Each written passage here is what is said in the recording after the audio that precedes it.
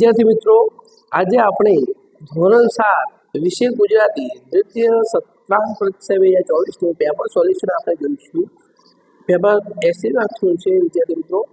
જો પ્રશ્ન નંબર પહેલો આપેલા પ્રકારના આધારે નીચે આપેલા પ્રશ્નોના જવાબ આપો. વિદ્યાર્થી મિત્રો, આ વાંચી નીચેના પ્રશ્નો જવાબ આપવાના છે. પહેલો પ્રશ્ન છે, વેનિસ શહેર શાનાથી બનેલું છે? તો વેનિસ શહેર એ ટાપુઓથી બનેલું છે.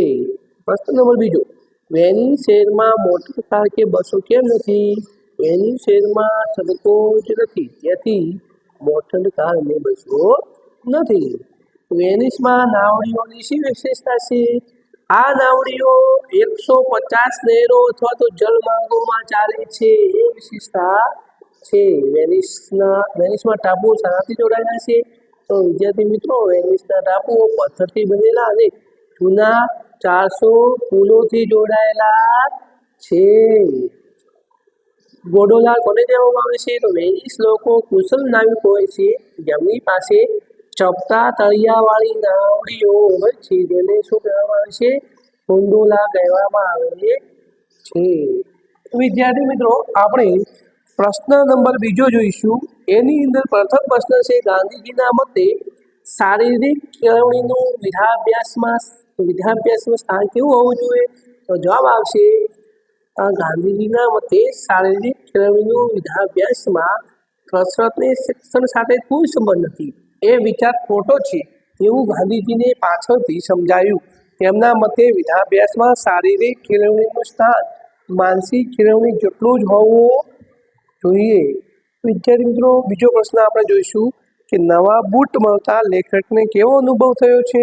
તો વિદ્યાર્થી મિત્રો, નવા બૂટ મળતા લેખકને બૂટ મળ્યાના આનંદમાં અગાઉનો વિષાદ નાશ પામ્યો છે.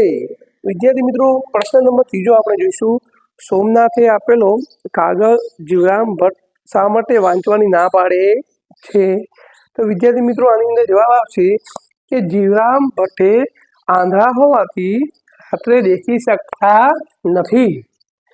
આ છુપાવવા માટે કાગળ વાંચવાની ના પાડે છે.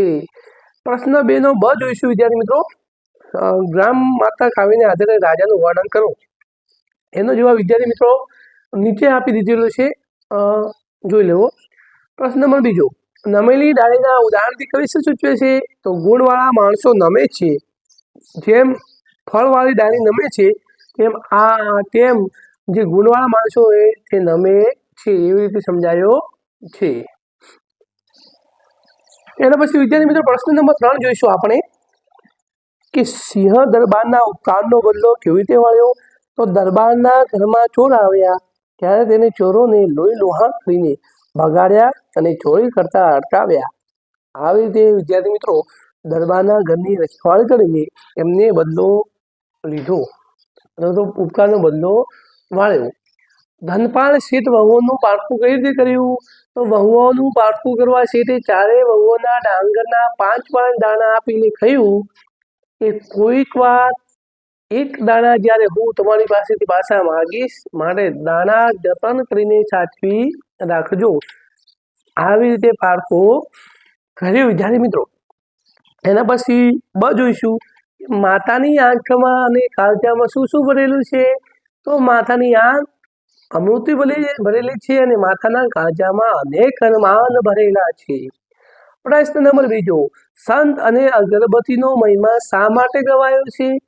સંત અને અગરબત્તીનો મહિમા ગવાયો છે કારણ કે અગરબત્તી અને સંત બંને એવા છે જે આ જગતમાં કોઈ ખૂણે પોતે જ એકલા બળે છે અને બધે સુગંધ પ્રસરાવે છે. એટલે જગતની તકલીફો સહન કરવાની પોતાના સદકાર્યોની શ્વાસ ફેલાવે છે. પ્રશ્ન નંબર 3, વૃદ્ધા આંખમાં આંસુ સાથે શું બોલ્યા? તો વૃદ્ધા આંખમાં આંસુ સાથે બોલ્યા કે ધરતીમાંથી આ એકાએક રસકસ કેમ સુકાઈ ગયો? ચોક્કસ પ્રભુના કોપાયમાન થયા લાગે છે, કાં તો આ ભૂમિનો રાજા દયાહીન બન્યો છે. વિદ્યાર્થી મિત્રો, પ્રશ્ન નંબર 4 જોઈશું આપણે. પ્રશ્ન નંબર 4 ની અંદર વિદ્યાર્થી મિત્રો 10 લીટીમાં જવાબો આપવાના છે. નંબર પહેલો, પ્રાણી સંગ્રહાલયની મુલાકાત વિશે નોંધ લખવાની છે. પછી જોઈશું આપણે પ્રશ્ન નંબર 5 જોઈશું. આપેલા શબ્દના સમાનાર્થી શબ્દ આપી તેના વાક્યમાં પ્રયોગ કરો. આશીષ, તો વિદ્યાર્થી મિત્રો જવાબ આવશે આશીર્વાદ. રમેશ તેની માતાને આશીર્વાદ આપ્યા. રમેશને તેની માતાએ આશીર્વાદ આપ્યા. બીજું છે સંપત્તિ. સંપત્તિ તો થશે વિદ્યાર્થી મિત્રો ધન અને દોલત. એનું વાક્ય થશે વિદ્યાર્થી મિત્રો, ધનપાલ શેઠની પાસે ખૂબ જ સંપત્તિ છે. વિરોધાર્થી શબ્દ જોઈશું આપણે કે આવડત, તો આવશે જવાબ અણઆવડત. વાક્ય સૌથી નાની વહુ અણઆવડત વાળી છે. તડકો તો છાયડો, રણ પ્રદેશમાં ખૂબ જ તડકો પડે છે. આપેલા રૂઢિપ્રયોગના અર્થ આપી તેના વાક્યમાં પ્રયોગ કરો. વિદ્યાર્થી મિત્રો તો જોઈશું કે જીવ બળવો. જીવ બળવો તો ચિંતા થવી. તેનું વાક્ય વિદ્યાર્થી મિત્રો થશે, માને બાળક પ્રત્યે જીવ બળી ગયો. ધુઆપુઆ થવું. ધુઆપુઆ થવું તો ગુસ્સે થવું. રાજા પોતાના રાજ્યમાં ચોરી થઈ એ સાંભળીને ધુઆપુઆ થઈ ગયો. હવે જોઈશું આપણે આપેલા વાક્યમાંથી ક્રિયા વિશેષણ શોધો. સંગીત અત્યારે હસે છે. એમાં હસે છે આવશે ક્રિયા વિશેષણ. કશિશ સરસ લખે છે, તો લખે છે આવશે ક્રિયા વિશેષણ. ક્રિયા વિશેષણ એટલે શું? ક્રિયા વિશેષણની માધ્યમમાં આપણે જોઈએ તો ક્રિયા વિશેષતા દર્શાવે છે. વાક્યની અંદર જે ક્રિયા થઈ હોય એને ક્રિયા વિશેષણ કહેવામાં આવે છે. વિદ્યાર્થી મિત્રો, વિશેષણ અને ક્રિયા વિશેષણમાં ડિફરન્ટ તફાવત જોવા મળે છે.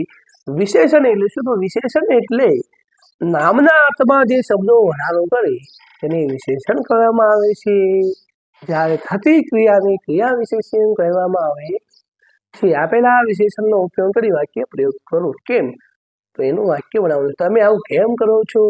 તીવ્ર, ચિંતાની ગતિ તીવ્ર હોય છે. પ્રશ્ન નંબર 6 જોઈશું. આપેલા બિલના આધારે પ્રશ્નોના જવાબ આપવાના છે.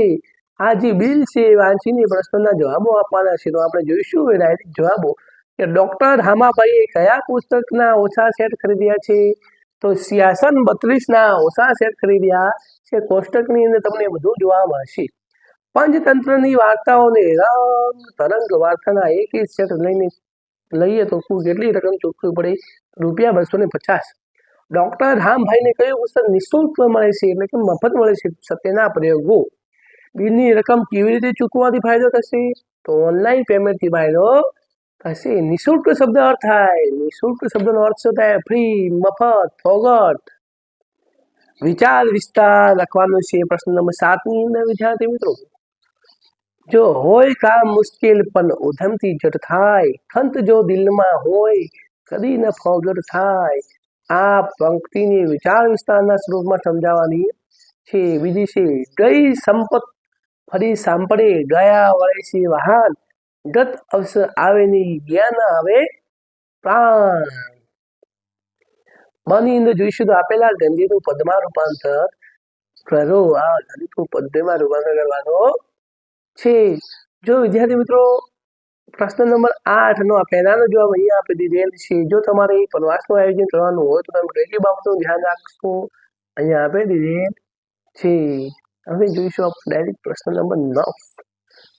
રમતોત્સવની ઉજવણી, બરાબર, એનો અહેવાલ લખવાનો છે. આ અહેવાલ લખવાનો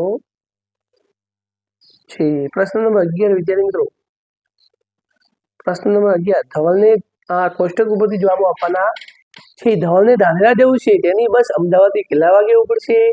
6:30 વાગે. ઘરે જતી બસનું બોર્ડનું શું છે? તો 10:15. સવિતા શેરડી કેટલા વાગે પહોંચશે? તો વિદ્યાર્થી મિત્રો, સવિતા શેરડી કેટલા વાગે પહોંચશે? તો અમદાવાદ અને શેરડીવાળી બસ પહોંચવાનો સમય છે 10:15 જોયો. અમદાવાદથી સાપુતારા જતા બસને કેટલો સમય લાગે? 11:30 કલાક. અમદાવાદ અને સુરત વચ્ચે આવતા મુખ્ય બે સ્ટેશનોનું નામ દર્શાવો. વડોદરાને શું આવશે? જાડેશ્વર. શું આવશે? જાડેશ્વર. જો વિદ્યાર્થી મિત્રો પેલા વિચાર વિસ્તારનો પ્રશ્ન નંબર 7 ના જવાબો અહીંયા આપી દીધેલ છે. ધ્યાનપૂર્વક જોઈ લેવા વિનંતી. સંપૂર્ણ વિચાર વિસ્તાર અહીંયા આપેલા છે. જો પ્રશ્ન નંબર 4, પ્રાણી સંગ્રહાલયની મુલાકાત વિશે પણ અહીંયા આપી દીધેલ છે. જોઈ લો. જો વિદ્યાર્થી મિત્રો તમારી શાળામાં ઉજવેલા રમતોત્સવ ઉજવણી વિશેનો અહેવાલ તો અહેવાલ વિદ્યાર્થી મિત્રો હંમેશા અહેવાલ ક્યારે લખાય? કોઈ પણ કાર્ય પૂર્ણ થઈ ગયું હોય એના પછી જ અહેવાલ એનો બને. બરાબર, યાદ રાખવા જેવી બાબત છે. તો વિદ્યાર્થી મિત્રો ધોરણ 7 નું પેપર સોલ્યુશન પૂર્ણ થાય છે. HV all in one YouTube ચેનલની અંદર પેપર સોલ્યુશન જોવા માટે તમારો આભાર.